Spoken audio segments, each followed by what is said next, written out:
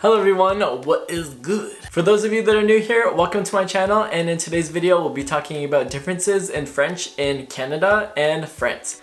So just a little background information, I'm Canadian and I started to learn my French in school, and then I further progressed my learning in Quebec, so I learned a lot of expressions and words, and then I moved to France for a year, so that's primarily where my accent comes from and where I learned most of my words and expressions. So I decided to make this video because as a French learner myself, I have learned French in Quebec and I have learned French in France, and there are certain differences that I've noticed, so I'm hoping to give you guys some insights, that way you don't have to go through the same issues that I've had to go through.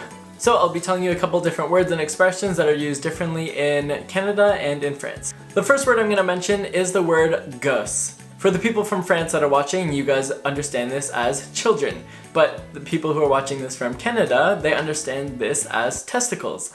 An expression that's quite similar between the two countries is the expression, what are you doing? So in Canada, most people would say, tu fais quoi de bon? And in France, they would say, tu fais quoi de beau? So bon and beau. Something that I should mention is if you are learning French as a second language and you use a word or an expression that is used primarily in Canada and you use that in France, people will more than likely correct you because they will think that it is wrong. Even though it is not wrong, but say if a French person, a native French speaker from Canada went to France and used these expressions, no one would really say anything. They'd probably just be like, oh, that's funny that you say it that way. But just keep in mind that if you use any of these words in either location, you'll probably be told that you are wrong.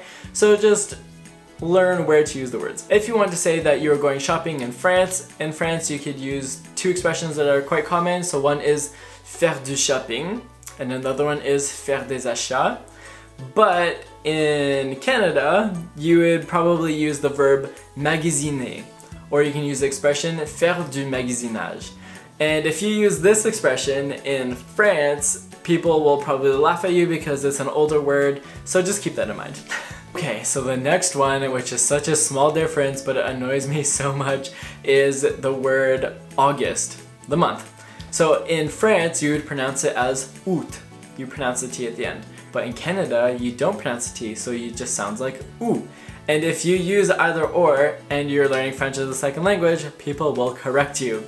So just remember which one is said where. This next one is one that I actually just recently learned, and that is the word drink. So in standard French, you would say une boisson, and that's the standard French word that you would use for everything, and that's how they treat things in France. So if you go to France and you ask for une boisson, that can be an alcoholic drink or just a regular drink. But if you use une boisson in Canada, then that people tend to think that you're talking about an alcoholic beverage. So just to say a normal beverage, you would say un breuvage. My French is more France-based, but now that I'm living in Canada again, I'm hearing all the expressions and words from Quebec and I'm learning them again, so these are just some tips to help you out. One more thing that I should mention is that if you're going to search online for French expressions, they will more than likely be expressions that you would use in France. So if you're trying to use these expressions with someone who speaks French from Canada, they might not understand what you mean. Trust me, I've gone through this, so something that's easy about English is that if you want to say boyfriend or girlfriend, all you have to say is boyfriend or girlfriend, and that is pretty universal.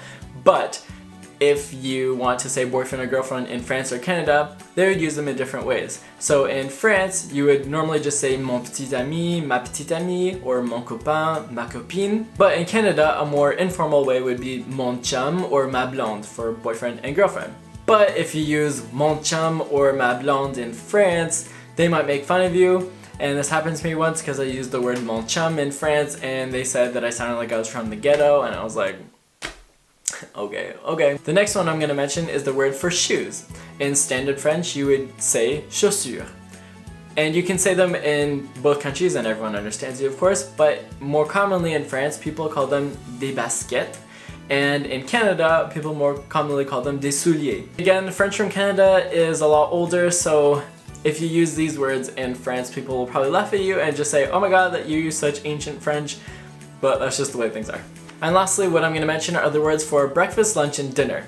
So this one gets pretty confusing, so make sure you have it down if you need to use French in Canada and France like I do. I'll mention them side by side so that way you can understand how they differ. So breakfast in France is petit déjeuner. Breakfast in Canada is déjeuner. Lunch in France is déjeuner. and lunch in Canada is dîner. And dinner in France is dîner. And dinner in Canada is souper. So as you can see, there's kind of some overlap, but they change a little bit. So it can get really confusing if you're trying to go between both of them, but just something to keep in mind. Alright, well that's all that I have for you guys today. Hopefully these little insights helped you out. Take it from me, I had to learn the hard way by going between both countries and trying to use both types of French and intermingling them and people telling me I was wrong, so hopefully I can help at least one person with this video. And we're just touching the tip of the iceberg here. There are so many words and expressions that differ, or words that you use that mean something else in the other country. So if you would like to see more of these videos, please give it a thumbs up. Don't forget to subscribe, and I'll see you guys in the next video. Bye!